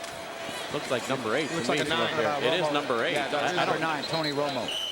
That's a 9. Okay. 9. The 8s look like 9s. The 0s look like 8s. Yeah. Monitor there. All right. And a nice gain up the middle of first down into Raiders territory. To the 40-yard line goes Jamar Martin. He's a first-year player out of Ohio State. And that's the end of the third quarter. 15 minutes left in the preseason. It's all Dallas. They lead it 45-13. Defensive line for the Oakland Raiders. And the fourth quarter getting underway. And again, the quarterback for the Dallas Cowboys is Tony Romo. It is a first down at the 40. And a pickup of 2. Well, many great moments from a year ago on the run to the Super Bowl, but none bigger than in Denver on Monday night. Raiders had lost 4 straight, and that man, soon to be Hall of Famer Rod Woodson. Broncos driving 3-0 Oakland. But look at Rod Woodson, the second longest interception return in Raider history. He goes 98 yards. That makes it 10-0. That turned around the Oakland Raiders season, and he's on the sideline with George Atkinson. And is I'm with Rod Woodson, and he's been making big plays like the one you just saw on the monitor for 17 years. Talk about this defense from last year, Rod. Has it improved, you think? I think we can improve. I think the last 2 games are indicative of how we should play.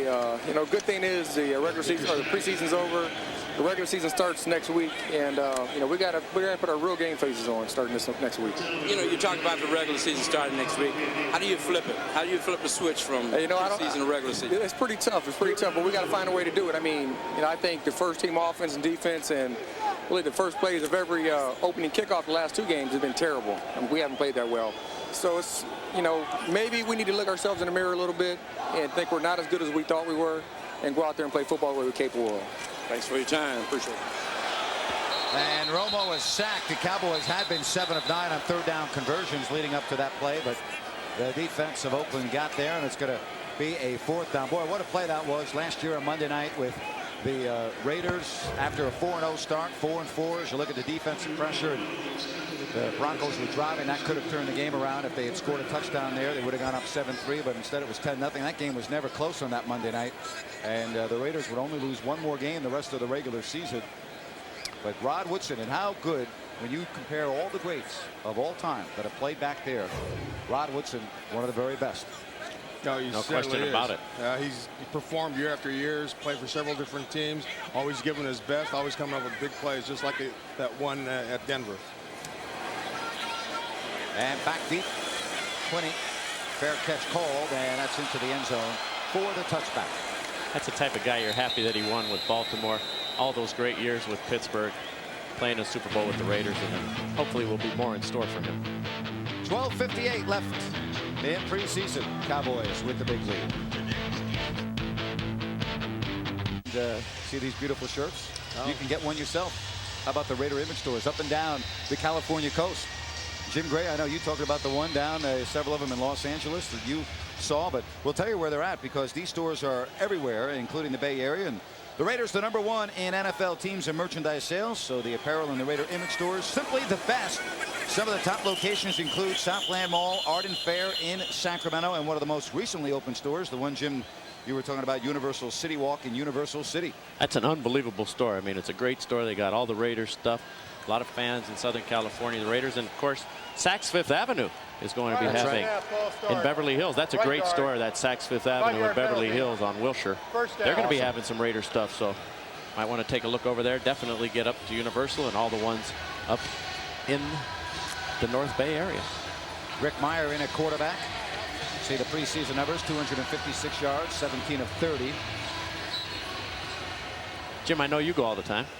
Raider stores. Yeah. Oh, no, just Saks, but I do, actually. I buy a lot of apparel, believe me.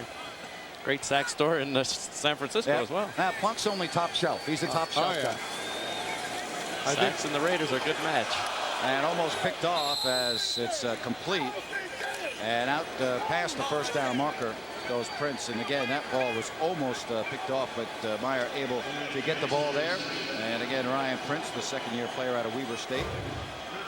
Good concentration on the ball. The ball is almost picked off, obscures Prince's vision, but he's able to concentrate, come up with a catch, and almost pick up a 1st down.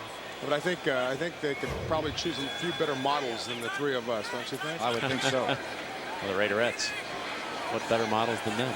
2nd down, short, Meyer, and overthrows. And I want to talk to you, Plunk. We just saw the ball thrown high.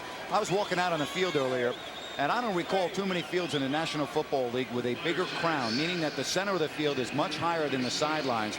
What type of an adjustment do you have to make as a quarterback when you don't normally play on a field with such a big crown? I think that pass by Rick Meyer on that last play is a typical example. You're a little bit higher than the receiver. The receiver's below you, and until you make that adjustment, you tend to throw the ball high to your receivers when he's running towards the sideline, and it was a perfect example just then. And again, there are some fields in the National Football League Philadelphia until they change things around. They have quite a crown in the middle of the field that you're familiar with, Plunk. Yeah, most of those older fields, which this is one of, the old AstroTurf fields, have a crown so that the water will drain off to the sidelines and not form wet spots all over the center of the field where most of the football is being played. This is the second year of this turf down here in Texas Stadium, and it's they say it's a vast, major improvement from what used to be down there, and it's interesting texture down there. Still don't think it's optimum. But apparently it's tough to grow grass in here because of half a roof, or a hole in the roof, or whatever it is. You know, I was talking to Trace Armstrong during warm-ups. It's called field turf, and he said the best thing about this field turf is that it's uniform. There were some AstroTurf fields. The turf would be different based on the wear. In other words, if you had a field that was 5 years old, it's going to be a lot different than the vet that was 15 years old, which was like playing in the parking lot. You see a couple of injuries there, and let's hope everybody's all right. Sanchez and Jenkins for the Raiders. But he said the nice thing about this field turf is it's the same if you're playing in New York or if you're playing up in Seattle or here in Dallas. You know what shoes you're going to wear before the game starts. Yeah, but just like any other artificial turf, there's Ronnie Jenkins. And one thing Myra's got to be careful of, you know, you're obviously going to be playing a little bit off, and when you throw underneath, the defensive backs come up and do hits just like that because they're playing softer. All right, we'll come back and try to get a report here in the fourth quarter. On your right appear to be okay, and that's the good news. Here's another look at that collision. Yeah, and here's what happens a lot. Oftentimes, they're playing soft. They've got a big lead. The defensive backs play off. When the ball's thrown underneath, they come up just like that, and those kind of collisions occur. All right, second down. Good protection for Meyer. And a well-thrown ball, and it is complete. Right on the money. Ronald Curry, and he almost went the distance. He's down at the 34-yard line. You know, excellent pass. Rick Meyer read the defense. It was a seam route. He was able to beat his man up the middle of the field, and a fine throw and catch by Myra and Ronald Curry. Look at that. Almost all the way. Just lost his balance at the 35-yard line. And a 35-yard hookup from Meyer to Ronald Curry, who played basketball as well at North Carolina. Quite an athlete. Fourth quarter action. Meyer. And it's complete underneath. Good tackle, but the catch made by David Newman. And he's down on the field. You know, once again, you throw the ball underneath, the defensive backs come up and you know, lay it to you. It's a tough position to be in. That's why you'd rather be ahead, Grant. With this injury, Grant gives us a chance. As you look at all the history here, Randy White, all the Ring of Fame, Roger Staubach. We take another look right here at the injury. See if we can see exactly what happens here. I really can't tell there, but if you look, Leroy Jordan, Tom Landry, Tony Dorsett. Of course, the passing a couple of months ago of Tex Schramm. Right. Tex Schramm is going into the Ring of Fame here in Dallas. He's with the team for 29 years, president, general manager, innovator, brought the Cowboy cheerleaders on, instant replay, was very instrumental in the wild card, so forth with the competition committee, and a great passing. I know that it touched Al Davis, the owner of the Raiders, came down to the funeral, and Tex Schramm, one of the greats in the National Football League. His name will be up now. Yep, in the Ring of Honor, and a lot of the great names that we just saw. Meyer. And incomplete. Prince could not hold on. 45-13, Cowboys with 10:35 left here in the fourth quarter. You know, Jim was talking a lot about the great players who played here in the stadium, the coaches, and Tex Schramm, and I was with Roger Staubach today. And I learned one thing from him. He was wearing a hat that said 25-year anniversary, and I asked him about it. He said the term Hail Mary originated with him. He would, they were down 14-10 in the ball game, and I'll finish after this play. But anyway, they were down 14-10. 2 seconds left to go in the game. One final play, and he sent Drew Pearson to the end zone and threw it up in the air, and Drew Pearson came down with it for the touchdown and the win. And a reporter asked him, well, what were you thinking when you threw that pass? He says, well, I closed my eyes and said a Hail Mary. And the National Football League actually adopted that phrase. Huh? Yeah, I mean, it was, and all because of Roger Staubach. But anyway, little known fact. Sure. It's a good one to know. I guess. Who won the golf game? I want to know who hits the ball farther. That's what I want to know. That was yesterday. I know you came down here a day early.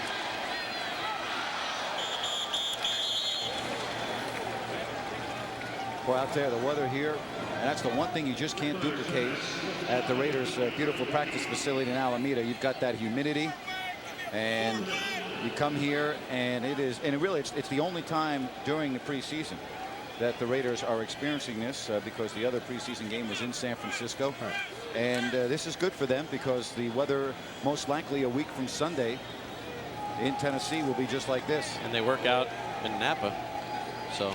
Yeah. And in Alameda. But I think it's good for a lot of reasons. Not only the humidity and getting in shape because you're going to have to face that in Tennessee, but the play of Quincy Carter, his mobility, having to chase him around the field, trying to contain him. So a lot of the good things are going to come out of this football game. O'Donnell on to punt. Good kick. And a fair catch at the 12-yard line. Timeout with 10:18 left here in the fourth. And Dallas with the 45-13 lead.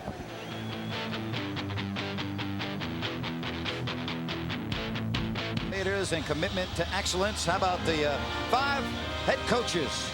Coach of the Year honors: Al Davis, the first in '63. John Roush following in 1965. John Madden in 1969. Of course, Tom Flores in the strike-shortened '82 season. And Art Shell, their first African-American coach in NFL history, taking home the award in 1990.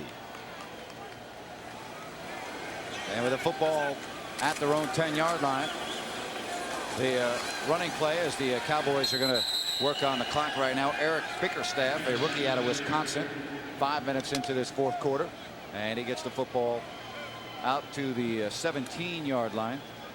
As Bruce Salen mentioned in the third quarter here, that there's still some decisions to be made, and if these guys get an opportunity to show what they can do, they still have a chance of making their respective teams, either with Dallas or with Oakland. And then again, there are other scouts watching these games to see if maybe there's somebody down there that can help them in case they get released. 2nd down and 6 for the Cowboys. Now Romo, and nice coverage. Beautiful job breaking it up there for the Oakland Raiders was Tony Lukens. He's in his first year. Last year played in NFL Europe. He's out of New Mexico State, and he was right there, step for step. Nice defensive play, bringing up a 3rd down and 6 for the Dallas Cowboys. This game got out of control in a hurry, Jim Gray. The Cowboys, a field goal, and they picked off a pass. Before you know it, it was 10-0, and we had not yet played 5 minutes. And now all of a sudden, things have slowed down as expected with 9.5 remaining. We talked a little bit about Quincy Carter as that pass from Romo was caught, and a 1st down. Smith on the reception. Tony Romo's a guy they're putting ahead of Chad Hutchinson. That's right. They like what they see of him. He's 6'2", 227-pound quarterback out of Eastern Illinois. Yeah, he was a rookie, or he is a rookie, and he set a lot of records at Eastern Illinois. They like him.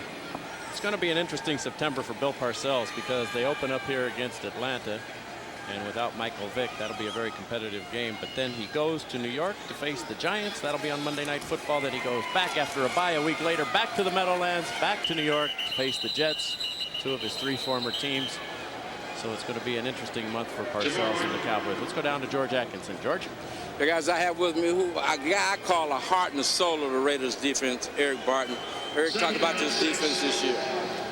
We should be a good defense. We got to get the little things, little kinks worked out, and we should be a good, solid defense this year. One thing that was noticeable last year, and that was the speed of this defense. Do you maintain that speed, or do you add aggressiveness with the speed? I think this year we're a lot faster defense as a unit. We got Tim Adams in here to work on our speed and quickness and explosiveness. I think you're going to see that we're a lot faster this year. You talk about Tim Adams, who is a away coach. How does he come into play? What are some of the things that he instilled in you to help you with the speed? Well, all he cares about is speed, and there's no, that's his emphasis. We do it every day, different drills and techniques that'll formulate on a football field your speed as a team, and you can see it when you watch film that everybody's running a lot better to the ball and a lot more explosive as well. What is everybody? What goals have you set for this year? Only goal I have is to win the Super Bowl. Okay. That's pretty good. Win the Super Bowl, guys. All right, George.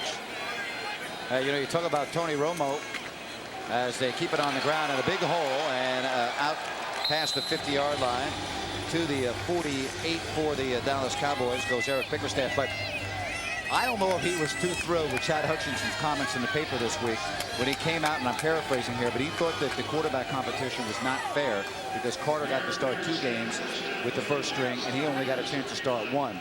And he's only in his second year. Parcells' comment to that was, hey, nobody said life is fair or equal. And I don't know if, again, he was very evasive, guys, about who the backup quarterback would be to Quincy Carter on Sunday when they open up here against Atlanta. Well, Parcells is not beyond picking a fight with his players to motivate the others. And if he sees something in Chad Hutchinson that he doesn't like, and obviously that's the case right now, it is not beneath him in any way, shape, or form to put this guy in the doghouse and show everybody else. Now, Bill Parcells has never been about fair. He's been about winning. But it's interesting if you look at further down their schedule. Not only do they play at the Giants and at the Jets, they also play at New England, so that's all 3 of his former teams. And they go to Tampa Bay, where he stood them up after they thought they had him right at the altar ready to make the kiss a year ago. Instead, they ended up getting John Gruden. We all know what happened with the Raiders in that. Bill Parcells, it's going to be an interesting several road trips for him this year. Well, nobody's expecting anything from the Cowboys except for that man right there, Bill Parcells. And last year they were 5-11, and anything above that will be looked at as improvement. Defensively, I'll tell you, the Cowboys on defense, they've got a nice nucleus. It's their offense that is still going to have trouble. Can Hambrick pick up the load full time? They said that they're going to have running back by committee, and there won't be a #1 guy like most teams. As you see, they give up the middle. And a first down pickup inside the 30 down to the 20-yard line, 29-yard line goes Bickerstaff. Parcells, one of his best friends, is Bobby Knight. They're closer now that they're both in Texas now. Bobby Knight just said the other day that he says the best coaches that he knows and has ever seen are intolerant people. And I'm paraphrasing. He says Bill Parcells is one of the most intolerant people in life he's ever been around. And right now you're taking a look at kind of vintage Parcells. He likes to run the football. He likes to keep it on the ground. He likes to grind it out, play tough defense, and throw high percentage passes. And that's what he's going to instill here with this Dallas Cowboys offense. Well, you talk about the Dallas Cowboys and Bill Parcells, and you look at all-time wins. He's 13th on the list, surpassing Joe Gibbs. He's at 149, and he should be able to move up past Marv Levy this year. If not, he's a man you don't want to be around in the next 3 months or so. Well, he's going to have a tough time. Jim mentioned the schedule, especially the ones on the road. But he's going to upset some people along the way. There's no doubt about it. He's going to find a way to get the best out of his players. 4:50 left here in the 4th. The football second down at the 26, and another big hole. And Shabazz makes the stop that time, carrying the football for the Dallas Cowboys with Jamar Martin. And there's something for us to talk about, the draft choices of the Raiders this year and how they've done this preseason. For the most part, they fared pretty well. Justin Vargas, if you want to grade these guys out, he's got to be an A player the way he's played this preseason. Same with Tyler Brayton. Tyler Brayton, he's got a motor that won't quit. He puts pressure on the quarterback. He chases backs from the offside of the field. Teo Johnson, maybe a B because of what happened in that Minnesota game when he should have brought that ball in, even though we all felt it was a catch. And Doug Gabriel, I think another B guy who's performed extremely well but hasn't had a great opportunity. And then Nnamdi, his grade's kind of incomplete because he has not had the opportunity because of his injury to his shoulder. He was out there tonight. It looked like he left again. I don't know if something happened again or there's just a precaution to pull him out, but he was out there for several series tonight and then left. Yeah, so all in all, their draft choices are going to be an integral part of this Raiders football team in 2003. And that builds on you talk about Philip Buchanan, Napoleon Harris last year. I mean, they had, this is a football team. Everybody talks about the veteran and the experience. They've got a lot of young players they're going to add to this nucleus that are already making impacts. Yeah, Doug Jolly as well. Yeah, Derek Gibson from 2 years ago. And to the corner of the end zone. Oh, a nice touchdown saving tackle by Shabazz right there at the 1 yard line. That looked a bit like John Lynch, didn't it? It did. Wow. Quite a takedown. So we take a look at it again, Jim. Yeah, and there it is, a huge hole for him to run through. Eric Johnson misses the tackle, but a great hit by Shabazz there right on the 1 yard line. Yeah, he stopped Derek Bickerstaff inside the 1. That's good news. The bad news is it's first and goal. 45-13, and I tell you, the Raiders did not think they'd be looking at a 50-plus point game by the Dallas Cowboys. That hit right there remind you of old number 46, McElroy. Van McElroy. Touchdown, Cowboys. Todd Christensen was 46. Maybe it was what number was McElroy? I'm trying to remember. 26. 26. Okay, you're right. He threw me off there, Jim, but. Yeah, I got to give you the right number if I'm going to give you the trivia question. I can't forget a receiver like Todd Christensen and number 2. I can't forget a guy like Van McElroy. Van McElroy, who he was a sticker. He played hard. He could deliver a blow.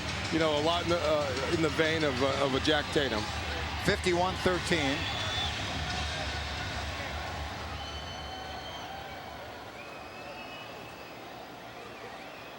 And Billy Cundiff trying to add on. And it's perfect. Just over 3 minutes left here in the preseason. And Bill Parcells, you saw there with a smile. You don't see that very often. It's 52-13, Dallas. Here in the fourth quarter. All smiles here in Dallas after this performance by the Cowboys. And they will open up at home a week from Sunday against the Atlanta Falcons. See what the Raiders can do here. They've had a lot of opportunities. Marcus Knight in the kickoff return department. They've used Ronnie Jenkins. Doug Gabriel's been back there. And now it's Knight. And at the 3-yard line. And a good run back to the 36-yard line. Well, Raiders owner Al Davis has a simple philosophy when it comes to his team, the Oakland Raiders. There's only one thing that counts. Who wins? It's a vicious struggle. Total commitment to excellence has marked the 3-time world champion Raiders rise to the top of pro sports, having recorded 28 winning seasons and 40 memorable years from Kenny Stabler to the current Raiders quarterback Rich Gannon. Talk about an aggressive approach. He gets big name free agents, the uncanny ability to draft and develop young talent. Talking about the Hall of Fame owner who's got a great passion for the game. And guys, I don't think it will ever be duplicated in the National Football League. No, I don't think either. I truly like Mr. Davis. He's been very good for football. He's been an excellent owner. He's treated me just tremendously over the years when I was playing for him, and even after I retired. He's just a great guy to be around. People don't believe that, but you got to know the man. Well, there hasn't ever been anybody like Al Davis, and there never will be again. There's never been a more loyal guy. There's not a better friend in the world to have. And Al Davis his accomplishments are unsurpassed. And you know, the great thing about Al is Al builds on the past, but he's always looking to the future. You know, I love what he says when he says the greatness of the Raiders will continue in its future. He loves what's happened with the past. He loves his players of the past. He loves everything that he's accomplished and everything that the National Football League has accomplished, and him being a part of it. But he's looking forward. The future to him is going to be great for the Raiders. Fernando Arias and Erwin Chiqueros on the right. 52-13 al equipo de los Raiders. Y para ustedes que no nos creían que estábamos en la parte más alta, Erwin, aquí estamos precisamente en la parte más alta del estadio. Efectivamente, y fíjate cómo son las cosas. Mira el marcador, 52-13, 2 minutos. Esta pesadilla de los Raiders va a terminar, pero finalmente se están preparando para lo que viene siendo la temporada regular. Y ahí estamos en esta jugada que es simplemente un balón fuera de combate. Después de un toma y daca, pues termina siendo una pase incompleto. Rick Meyer trató de hacer el pase y la pelota se le zafó de las manos, pero para eso son los juegos de práctica, para eso son los juegos de la pretemporada, para corregir eso. Y ahora viene Otano, que va a despejar el balón. You think Bob Uecker is running the Spanish broadcasting department for the Raiders? Bueno, pues ahí estamos ya en los minutos en el epílogo de este partido que tiene arriba el equipo de los Vaqueros. This is interesting. You think that you think that's tough to see the field from where they are? We were complaining. I mean, we've got great seats compared to them. You know what, Grant? I know very little Spanish, but let's sum it up in Spanish that almost everyone can understand throughout all of Northern California and Southern California. Raiders, no bueno. Mañana, muy bueno. Tomorrow will be much better. Tonight, no good. Beautiful. I like that.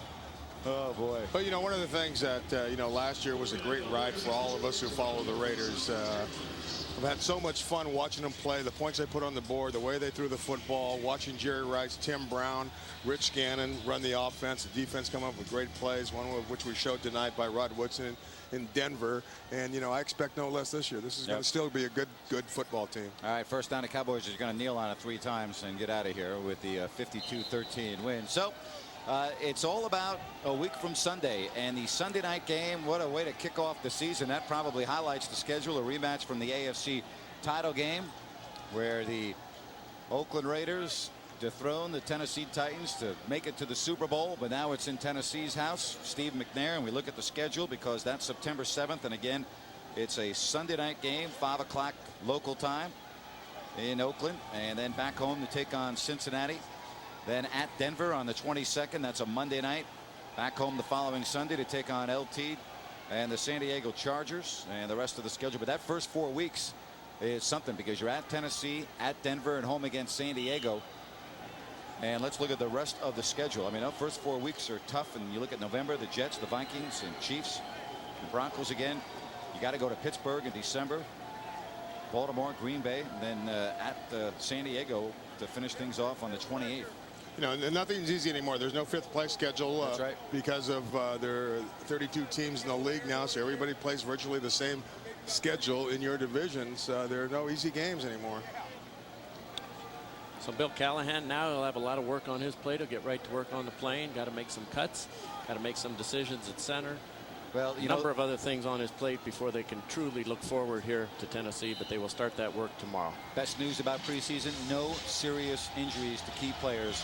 And that's, I think, on the top of the list on everybody's chart when you start preseason. Absolutely right, because when you look around what's happened around the league, there have been an awful lot of players that have gone down. We look at Michael Vick, and you see what has happened there. He just amongst many, and the Raiders are, as you say, Grant, very fortunate. We'll be back to wrap it up. The final score here from Irving, Texas. Dallas 52, Oakland 13.